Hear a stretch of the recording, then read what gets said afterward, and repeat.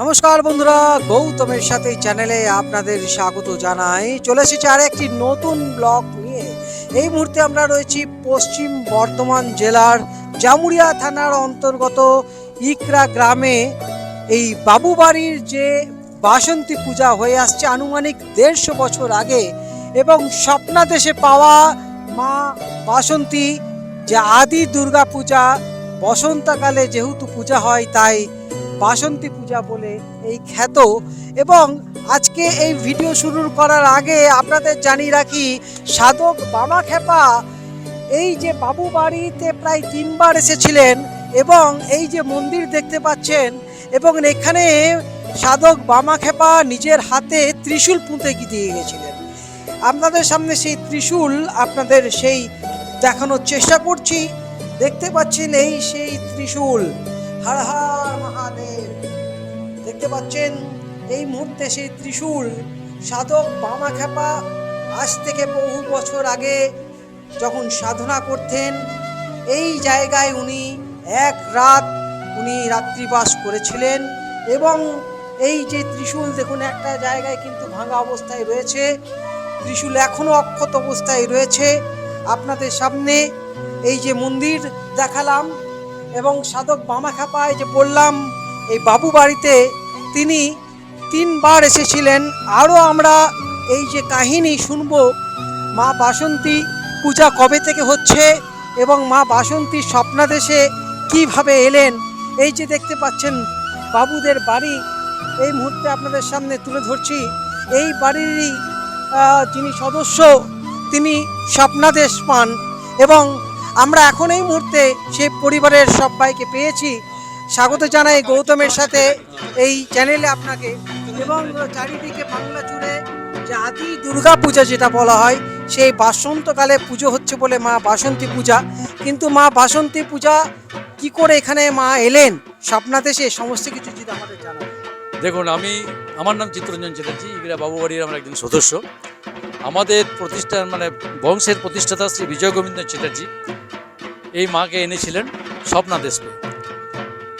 তার মধ্যে কিছু প্রচলিত কথা আমরা শুনে এসেছি বারবার, যে দাদু যখন দুপুরবেলাতে একদিন আসছিলেন, কোলের থেকে বাড়িতে আসছিলেন, সেই সময় একটি বাচ্চা মেয়ে দাদুর কাছে কোলে চেপেছিলেন, দাদু কোলে নিয়ে এসেছিলেন আর কি।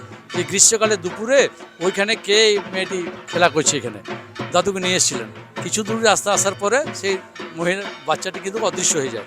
এ নিয়ে উনি আমার বুড়িমা মর্মময়ী দেবীকে আর কি ঘটনাটি বলেছিলেন, যে দেখো গো, আমি এরকম আসছিলাম, এই ব্যাপার। আর রাত্রেই স্বপ্নাদেশ পান যে তুই আমাকে পূজা কর বাসন্তী। হ্যাঁ, তার 1 সপ্তাহ পরে বাসন্তী পূজা আরম্ভ হবে আর কি। তো তখন তো আমাদের বাড়িতে সেরকম অবস্থা ছিল না, মন্দিরও ছিল না, কিছু ছিল না। দিয়ে আমাদের গ্রামের যে আদি ব্যানার্জি পরিবার আর কি, তাদের দুর্গা মন্দিরে ঘটস্থাপন করে উনি পুজোটা আরম্ভ করেছিলেন আর কি। তার 2 বছর ওখানে পূজা করার পর দাদুর অবস্থা কিন্তু ক্রমে মা বাসন্তীর আশীর্বাদে বেশ বড় জমিদারিতে পরিণত হয় আস্তে আস্তে। দিয়ে আমাদের ধুমধাম সহকারে পূজাটি আরম্ভ হয়। হ্যাঁ, আনুমানিক কত বছর ধরে সেই ধুমধাম? 145 থেকে 50-এর মধ্যে। আচ্ছা, মোটামুটি। এবং কথিত আছে যে এই যে মন্দিরে একটু আগে আমি দেখালাম, সেখানে সাধক বামাখ্যাপা তিনি নিজের হাতে সেই ত্রিশূল গেঁথে দিয়ে গেছিলেন, সেটা কতটা সত্যি? সত্য এখনো ত্রিশূলটি আছে, এখনো ওইখানে একটি দাদু যখন বলেছিলেন যে মা বাসন্তীর বিয়েতে আমাদের কালী মন্দির করবো আর কি, তো প্রতিবাদ করা হয়েছিল যে আমাদের শিব মন্দিরে আমাদের একটি কালীর শিলা মূর্তি আছে, সেইখানে তারা আমাদের একটি ত্রিশূল বামদেবের ত্রিশূল গাদা আছে, এখনো পর্যন্ত আছে, ওটা এখনো আছে। এবং ওইখানে যেহেতু পাঁঠাবলিটা চলবে না, সেই জন্য গ্রামের দক্ষিণাকালীর যে মন্দির আছে আমাদের 16 মন্দিরে, ওইখানে আমাদের কালী পুজোর সময় বা আমাদের নামে উৎসর্গ করা হয়, দুটি পাঁঠা দেওয়া হয় আমাদের পরিবারের তরফ থেকে আর কি। হ্যাঁ, আরেকটুখানি আমরা জেনে নিতে চাইবো যে সাধক বামাখ্যাপা এখানে এলেন কি করে, তার যে কাহিনী। আমি বলি, আমার দাদু ঋষিকেশ চ্যাটার্জি বামদেবের প্রধান শিষ্য ছিলেন। হ্যালো, বামদেবের কাছে উনি থাকতেন। আর জমিদারি ছেড়ে দিয়ে উনি সোজা বামদেবের মন্দিরে আশ্রয় নিয়েছিলেন নাকি। দিয়ে আমাদের সেই সময় একটা মন্বন্তরের মতন অবস্থা হয়েছিল এখানে আর কি, ম্যালেরিয়া কলেরা টাইপের আর কি প্রাদুর্ভাব হয়েছিল খুব জোর। আমার ছোটো পিসিমা আর কি সেই সময় কলেরাতে আক্রান্ত হয়েছিলেন আর কি। দাদু নিয়ে এসেছিলেন যে তুমি যে এবারে আমাদের গ্রামটাকে শান্ত করো। সে জগদ্ধাত্রী পুজোর সময় প্রথম, তখন আমাদের এখানে জগদ্ধাত্রী পুজো চালু হয়েছিল আর কি। জগদ্ধাত্রী পুজোর সময় বামদেবকে দাদু নিয়ে এসেছিলেন এখানে। তারপরে যখন কলেরা যেটা মহামারী আকার ধারণ করেছিল, বামদেব গোটায় একটুকু মোটামুটি শান্তির জলই বলুন বা ওনার আশীর্বাদে বলুন কলেরা থেকে গ্রামটা আমাদের রক্ষা পেয়েছিল।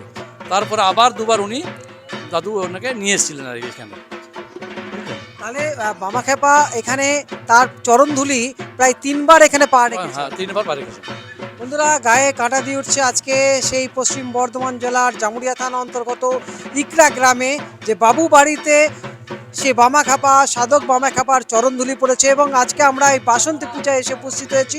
দেখতে বন্ধুরা, আপনাদের জানিয়ে রাখি, আপনাদের আমি দেখালাম যে মা বাসন্তী পূজা এখানে যে হয়ে থাকে এবং তার সাথে কিন্তু এখানে মা জগদ্ধাত্রী পূজাও হয়ে থাকে এই জামুরিয়া থানা অন্তর্গত এই ইকরা গ্রামে বাবু বাড়িতে। দেখতে পাচ্ছেন মা জগদ্ধাত্রী যে কাঠামো দেখতে পাচ্ছেন, এখানে হাড়িকাঠ রয়েছে, রীতিমতো এখানে বলি প্রথা রয়েছে আপনাদের। বলি প্রথা আছে আমাদের। এবং এই পুজোটা মায়ের যে দুর্গা পুজো 4 দিন ধরে হয়ে থাকে, এটাও কি সেই 4 দিন? একদম সোম, ওটা শরৎকালীন, এইটা বসন্তকালীন। শরৎকালে মানে রামচন্দ্র যে অকাল বোধন করেছিলেন মায়ের, এবং এটা রাজা সুরত রাজা সুরতের যে প্রথম মা, এই পৃথিবীর বুকে প্রথম মা দুর্গা পূজা।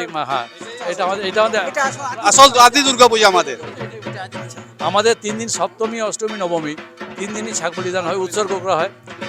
তার সঙ্গে ফল হিসেবে আখের বলিদান হয়। আলাদা কি বৈশিষ্ট্য রয়েছে পুজো? আলাদা বৈশিষ্ট্য বলতে আমাদের দুর্গা পুজো যেমন 3 দিন, একদিন যজ্ঞ হয়, আমাদের কিন্তু 3 দিন যজ্ঞ হয়, সপ্তমী অষ্টমী নবমী।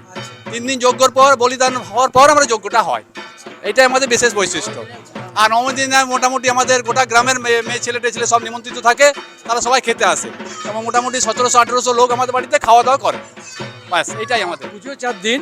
আমাদের ফ্যামিলির যত পারিবারিক সদস্য আছে, মেয়ে জামাই ভাগনা ভাগ্নি যারা আছে, যেখানে আমাদের আত্মীয় স্বজন সবাই একসাথে আমাদের খাওয়া দাওয়া হয়। এই পুজোটা বাবুদের পুজো হলেও আমাদের এই অঞ্চলের সবারই এতে অংশগ্রহণ হয়।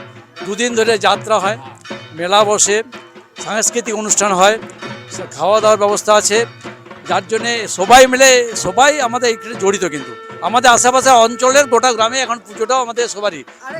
বাবুবাড়ি পরিচালনা করছে, বাবুবাড়ির দায়িত্ব সবই, কিন্তু অংশগ্রহণে গ্রামের সবাই। দুর্গাপুরের গড় জঙ্গলে আপনারা সবাই জানেন, মেধস মুনি আদেশ দিয়েছিলেন রাজা সুরতকে। তিনি যখন রাজ্যহারা হয়েছিলেন, আদেশ দেন রাজাকে যে তুমি মা বাসন্তীর পূজা করো, তাহলে তুমি রাজ্য ফিরে পাবে। এবং ঠিক মা বাসন্তীর পূজা সেই গড় জঙ্গলের মাটি দিয়ে মা দুর্গার, পৃথিবীর বুকে প্রথম মা দুর্গার সূচনা করেন সেই রাজা সুরত।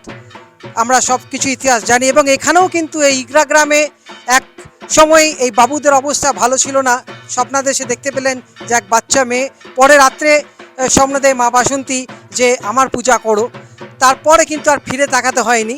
তো এই সেই মা বাসন্তী, আসুন আপনাদের সামনে এই মুহূর্তে মা পূজিত হচ্ছেন, পুজো হচ্ছে আজ মহাসপ্তমী।